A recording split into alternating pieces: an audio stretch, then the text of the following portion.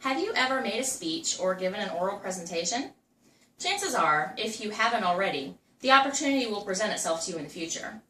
Public speaking can be intimidating, even for those who are otherwise comfortable in front of an audience.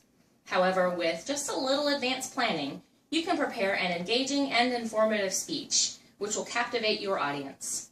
In their 2014 edition of Business Communication, Building Critical Skills, Kitty Locker and Stephen Kazmarek outline 4 elements in creating a great speech. These fundamentals include making key decisions regarding your presentation, creating a strong opening and closing, finding the best voice for speaking, and deciding how to organize your presentation. Let's take a look at each of these components in a bit more detail. First, you must make key decisions regarding your presentation. In order to do this, you must decide what it is exactly you're trying to do. Are you informing, persuading, or entertaining your audience?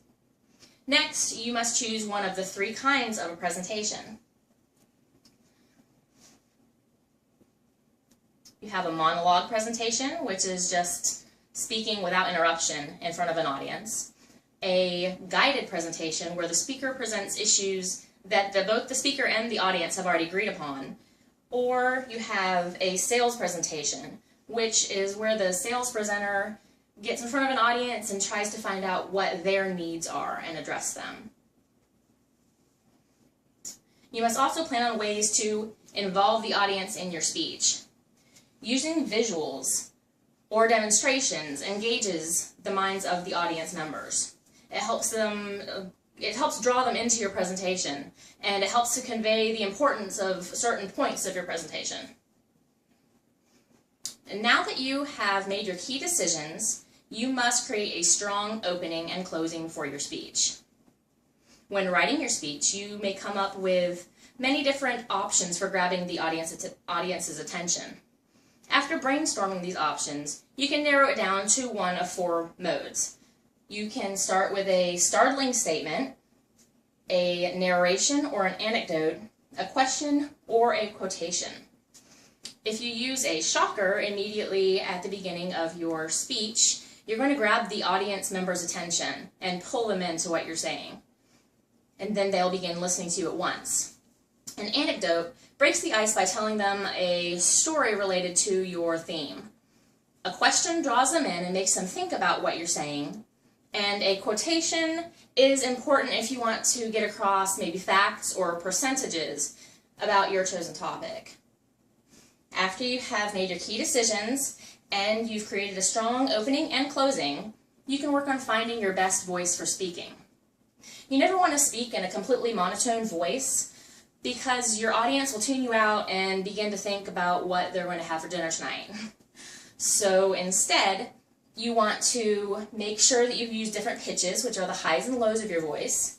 You want to use intonation whenever you want to stress certain points of your speech.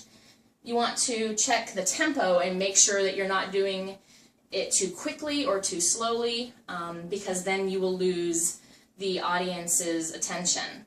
And the volume. You want to make sure that the audience can hear you and that you are using your diaphragm to speak as loudly as you can.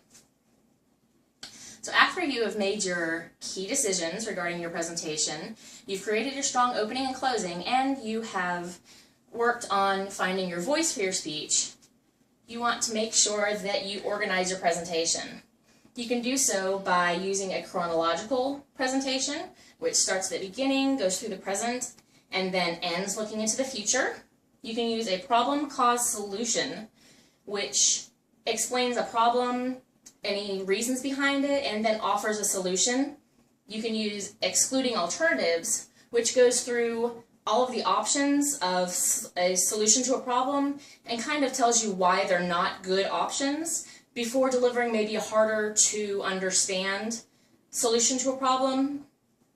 A pro-con, which weighs both the for and against an option, or the 1, 2, 3 method, which you use whenever you're giving just a short informative speech and you just want to run through a few key points. So we have gone over the fundamentals of making an oral presentation. including making key decisions regarding your presentation, creating a strong opening and closing, finding the best voice for speaking, and deciding how to organize your presentation. The next time you find yourself in the predicament of anxiously planning to speak in front of an audience, keep these key points in mind, and you will be able to captivate a room with ease.